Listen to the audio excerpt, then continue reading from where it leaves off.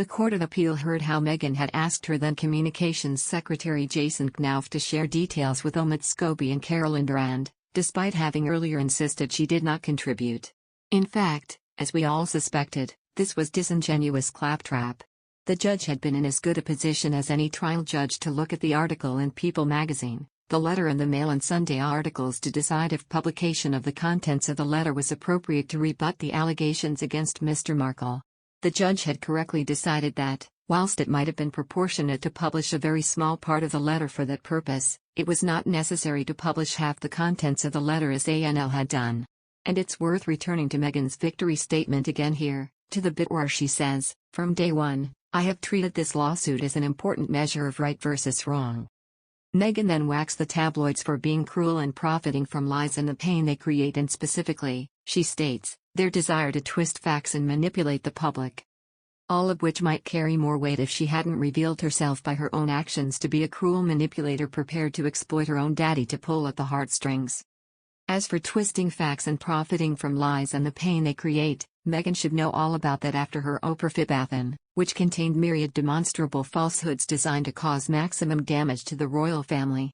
And this court case cemented her uncomfortable relationship with the truth thanks to an explosive bombshell that made a mockery of her repeated claim to have had no involvement in the biography Finding Freedom about her and Harry. Their spokesman said at the time it was published, the Duke and Duchess of Sussex did not contribute to Finding Freedom. This book is based on the author's own experiences as members of the Royal Press Corps and their own independent reporting. The Court of Appeal said it had noted the Duchess's apology, and concluded, this was, at best, an unfortunate lapse of memory on her part. But the Court of Public Opinion was far less carefully worded in its withering social media verdict on Princess Pinocchio's literary amnesia. Meghan's brazen fibs about the book confirmed what people like me have been saying about her for a while.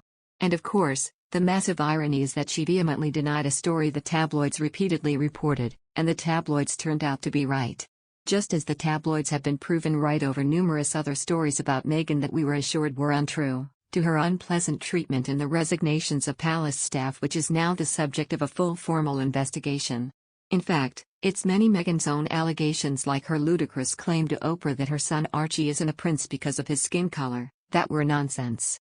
She can claim victory all she likes after this court case, but all it really did was expose her real character to the world and the cold, hard two-faced reality at the heart of Meghan and Harry's attitude to privacy. As we've seen with stunning regularity since they quit Britain supposedly for the quiet life in America, they're quite happy to cash out their privacy for millions of dollars to the likes of Spotify, Netflix or Oprah Winfrey. They just want to reserve their right to be feign outrage when others seek to commercialize their privacy without paying them. As for the media, they've made it very clear they want to control the media and stop beastly journalists from writing stuff they don't like.